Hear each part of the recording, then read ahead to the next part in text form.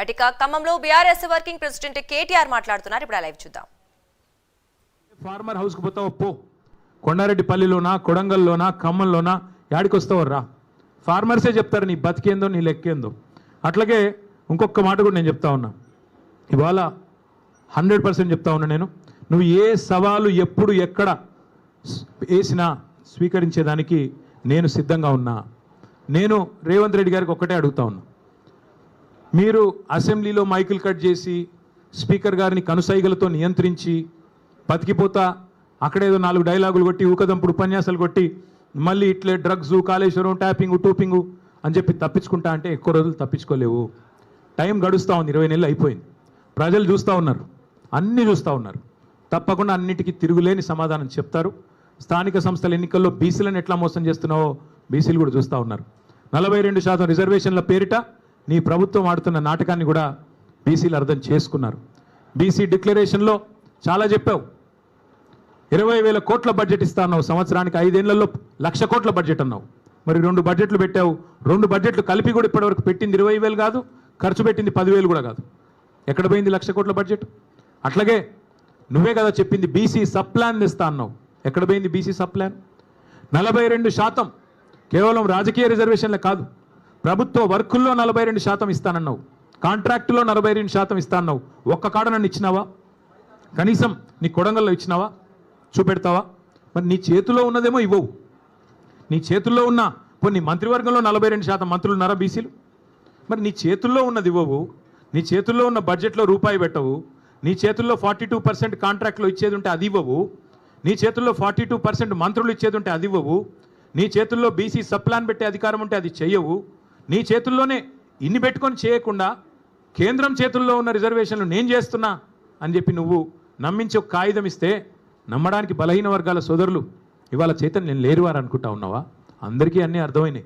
పెద్దలు నేను జస్టిస్ ఈశ్వరయ్య గౌడ్ గారు చెప్పారు, హైకోర్టు జడ్జిగా పనిచేసిన పెద్ద ఆయన, ఇది చెల్లదు అని స్పష్టంగా చెప్తున్నారు. మరి రాష్ట్రంలో ఉన్న వాళ్ళందరికీ అర్థమవుతున్నది.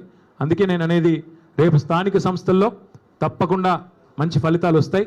నువ్వు బనకచర్ల పేరిట బాబు గారికి ఏదైతే గురుదక్షిణ చెల్లించుకుంటున్నావో దీన్ని మేము తీవ్రంగా వ్యతిరేకిస్తూ ఉన్నాం. తెలంగాణ హక్కు తేలాలి. బాబు గారు చెప్తున్నారు, చంద్రబాబు నాయుడు గారు మిగులు జలాల్లో వాడుకుంటే ఇబ్బంది ఏంటి అంటున్నారు. వాస్తవం ఏంటి? నా దగ్గర మొత్తం వివరాలున్నాయి, మళ్ళీ ఒకరోజు మాట్లాడతాను. ఎందుకంటే ఇవాళ ఆయన తిట్లకు నేను కౌంటర్ తిట్లు తిట్టాల్సి వస్తుంది. నాకు ఇష్టం ఉన్న తిట్లు తిట్టడం కానీ నాకు కూడా తప్పట్లేదు అప్పుడప్పుడు ఇట్లాంటివి. ఇవాళ బనకచెర్ల విషయంలో మా పార్టీ విధానం ఒకటే, తెలంగాణ హక్కు నికర జలాల్లో మొదటి నుంచి 1486 టీఎంసీల నికర జలాల్లో మా ప్రభుత్వం ఉన్నప్పుడు 968 టీఎంసీలు తెలంగాణ వాటా అని నిర్దిష్టంగా మేము గోదావరి అవార్డు ప్రకారం, గోదావరి నది మీద వేసిన ట్రైబ్యునల్ ఇచ్చిన అవార్డు ప్రకారం మేము స్పష్టంగా రాష్ట్ర ప్రజలకి కేంద్రానికి చెప్పాం. అట్లాగే మిగులు జలాలు ఏవైతే 3000 టీఎంసీలు ఉన్నాయో అదే దామాషా ప్రకారం మాకు 1950 టీఎంసీల నీళ్లు మిగులు జలాల్లో కూడా మాకు రావాలి తెలంగాణకి. అది ముందు కేంద్రంతో ఒప్పించండి మీరు. బాబు గారి చేతుల్లో ఇవాళ కేంద్రం ఉంది.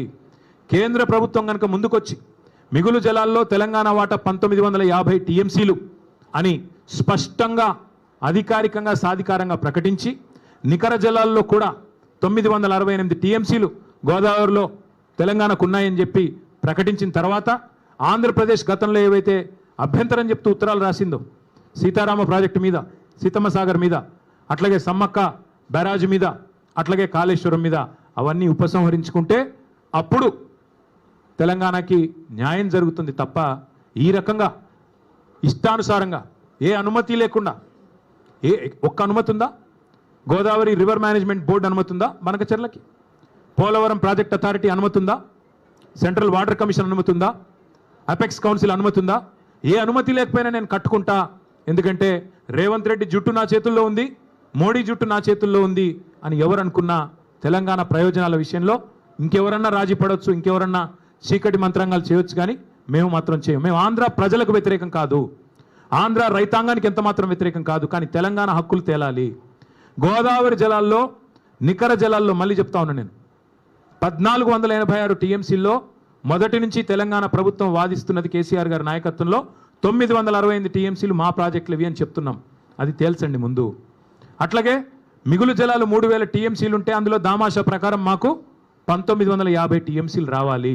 అవి తేల్చి సాధికారంగా కేంద్ర జలసంఘం డిక్లేర్ చేస్తే తప్పకుండా అప్పుడు మాట్లాడొచ్చు. గతంలో మీరు పెట్టిన అభ్యంతరాలు ఉపసంహరించుకుంటే మాట్లాడొచ్చు. అంతేగాని ఈ సానుభూతి డైలాగులు కుదరవు. మిగులు జలాలు వాడుకుంటే ఇబ్బంది ఏంటి, మిగులు జలాలు వాడుకుంటే ఇబ్బంది ఏంటి అంటే మీరు అన్ని ఉల్లంఘనలకు పాల్పడి ఏ అనుమతి లేకపోయినా ప్రాజెక్టులు కడతాం, బడితున్నోడిదే బర్రె అంటే అది కుదరదు.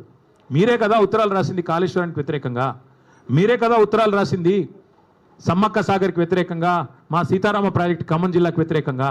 ఇలా మళ్ళీ మీరు సానుభూతి కోసం మాట్లాడతారంటే కుదరదు.